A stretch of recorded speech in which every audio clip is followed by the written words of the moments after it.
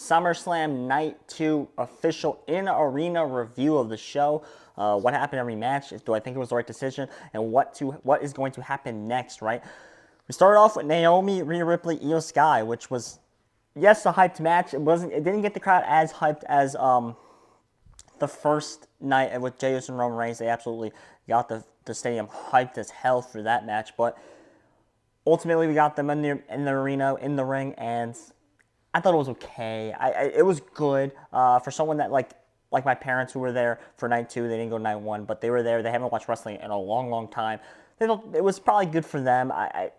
I probably had a lot of higher expectations. I thought it was okay. I was a little nervous with Naomi in the match, how that dynamic would work. It was okay. Rhea Ripley getting pinned was a shocker. Ultimately, I guess we're going to go down the line and get Naomi versus Stephanie Care. I think the Rhea Ripley and Io Sky, how Rhea Ripley has never beat Io Sky now, potentially they could keep building this, and this could be a WrestleMania match down the line. I think that is a real possibility, and I think that's ultimately what we're going to get the build to. So excited for that down the line. Ultimately, I thought the decision was right for Naomi to win. The match was okay.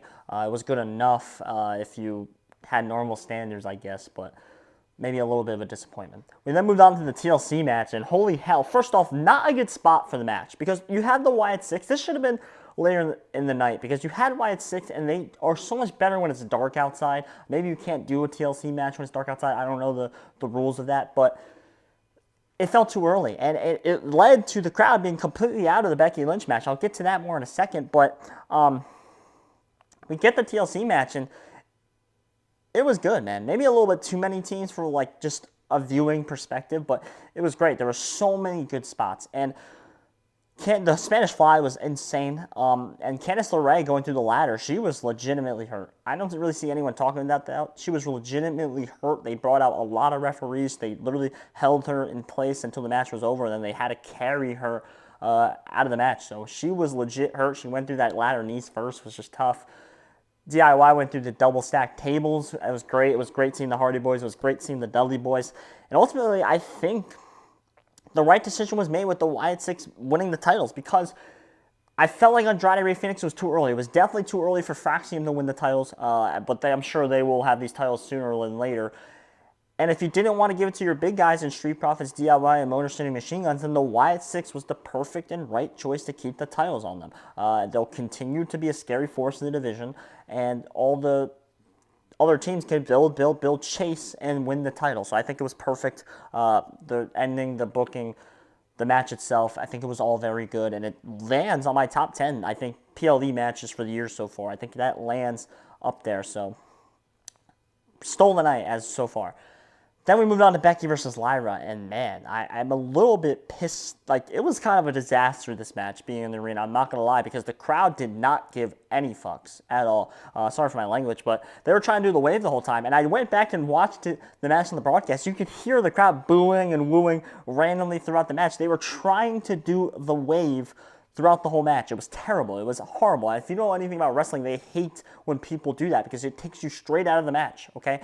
And it started in section 200. This one section started it. They were yelling at sections. They were booing at sections when they would end it.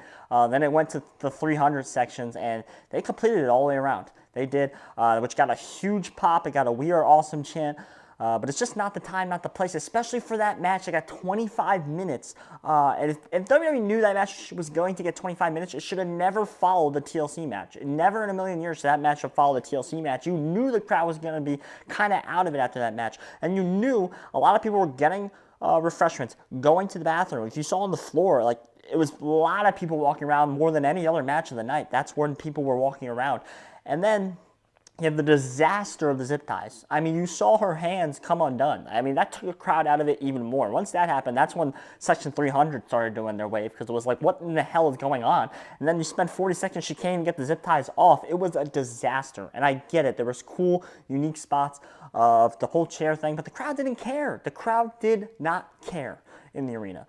It was a disaster, in my opinion. It was probably not the worst match of the night, but with the expectations, the time it got, with how big of it was of a trilogy, arguably a fourth match in the series, it might have been the worst match of the whole event for me. And the crowd killed it. And and the spots or the gimmick stuff was just terrible. And then it sucked because then we moved on to Jacob Fatu versus Sol Sikoa, and that was terrible too. I think this is the most disappointing match on the card because it felt like a Friday Night SmackDown. At the end, he does a swanton off the top to two of the guys. I don't even remember, Tangaloa and Jeff Cobb. And that felt like I just saw that on Friday Night SmackDown because I did just see that on Friday Night SmackDown. I just saw him beat up two of the goons in Friday Night SmackDown. Why am I seeing this again on a PLE after he lost the match in a stupid way, in my opinion? You handcuff him. I almost think he was supposed to just stay handcuffed and lose that way. And he accidentally broke out, and that's what made him dive at Solo. He didn't know what to do. Because if you see when he breaks out of the cuffs, he looks like, oh crap, like he doesn't know, like he was shocked that happened. So I don't think he was supposed to break out of the handcuffs. And he ended up doing it, and they had to pull an audible right away. So why even have Jimmy Uso in the match? I don't know. He did basically nothing, in my opinion, just to get thrown out of over the table and be nowhere to be seen until after the match. It makes no sense. It was terrible. The worst match of the night. It would have been good for a Friday Night SmackDown, probably, but not here for SummerSlam. So we had two stinkers back-to-back, in my opinion, just because the crowd was out of the one, and then the second one was just not at all what I think anybody expected. So ultimately, not great. We then moved on to Dominic Mysterio versus AJ Styles, which was just a classic Eddie Guerrero match, right? They did everything that Eddie did, even AJ coming out in the car, the outfit, the spots with the chairs was great. It was awesome. I'm not the biggest fan of Dom. I don't think AJ Styles has been performing to his highest level as recently. He's been kind of losing it, in my opinion, but that is because he's 48 years old, which is understandable. But I thought they had a solid match, and it was a perfect match to have right before the main event, in my opinion. I was very impressed by Dom. I assume we were going to get another rematch between these guys. I'm still expecting Finn to insert himself into this somehow, so we have to see what happens next.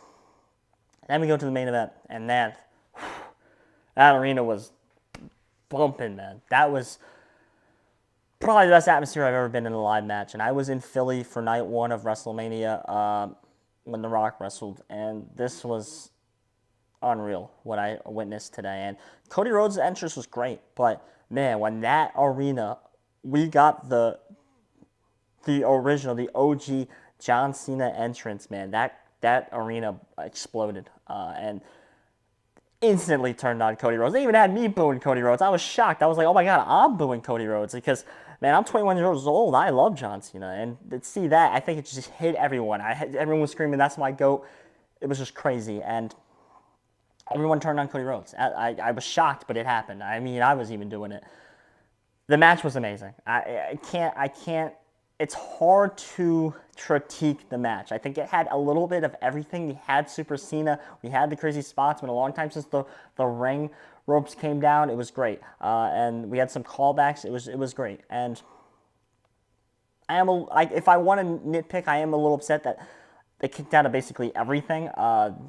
Cody Rhodes kicked out of 7 AAs total, which is nuts. John Cena is the first one to kick out of 3 Crossroads in WWE, which is just insane. But I'm okay with that happening in a match like this. And arguably John Cena's last stadium match, his last maybe world title match. It's perfectly okay, in my opinion, for that. So ultimately, Cody Rhodes wins in what felt like a passing of the torch moment, right?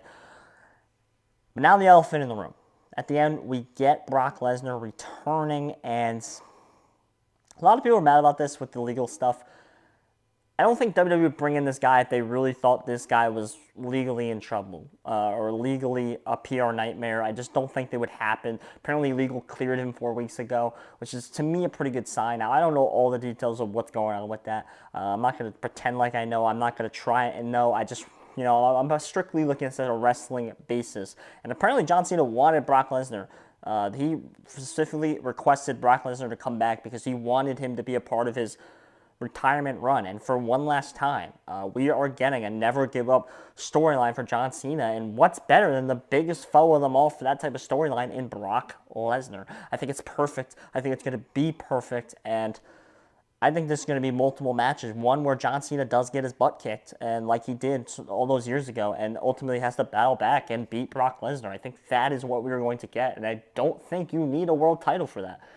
Ultimately, that's what led to John Cena losing the title, but man, it felt like a torch passing moment to Cody Rhodes. But man, it is great to have John Cena, the official babyface, what John Cena is so good at, back, man. And it sucks we lost it for 5 months, but I'm gonna enjoy this run now that we have left. This little bit of time for him to run. This is his real retirement tour for me. I don't know what the hell that was in the first 5 months. It was good for like the first month.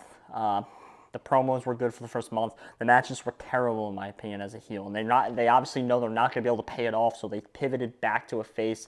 I'm so happy they did it. I'm so excited for what this Brock Lesnar John Cena run's gonna have coming for us, and I hope we get a John Cena Intercontinental Championship match. Maybe that'll be his last match. I don't know, but I'm very excited that we finally have a face John Cena coming back here, and I mean, ultimately, it was a great show.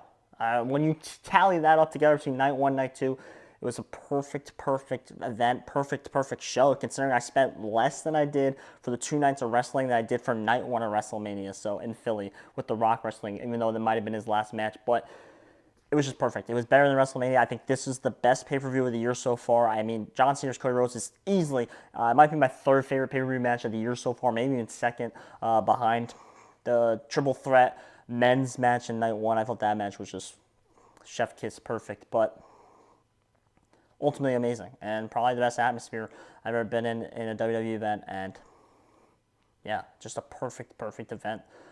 Ultimately, my name's Josh Rossi. If you like WWE, you like sports in general, I promise this is the channel for you. So check out the channel, check out these videos. My night one review's up, the playlist is up, so have fun with it. My name's Josh Rossi. Subscribe too, because we're on the way to 500 subscribers, so let's help us get us there. My name's Josh Rossi. Thank you.